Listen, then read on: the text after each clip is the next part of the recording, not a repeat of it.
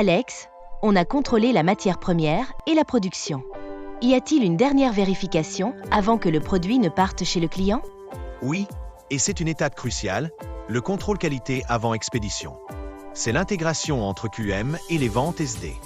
C'est la dernière barrière pour s'assurer que le produit envoyé est parfaitement conforme aux exigences du client et pour protéger la réputation de l'entreprise. Qu'est-ce qui déclenche ce contrôle? Il est généralement déclenché par la création de la livraison sortante Outbound Delivery dans le module SD. Tout comme pour la réception, si un type de contrôle par exemple, 10, contrôle sur livraison tour client est activé dans la fiche article, la création de la livraison va automatiquement générer un lot de contrôle. Est-ce que cela bloque l'expédition? Oui, c'est le principe. Le stock alloué à cette livraison peut être maintenu dans le statut en contrôle qualité.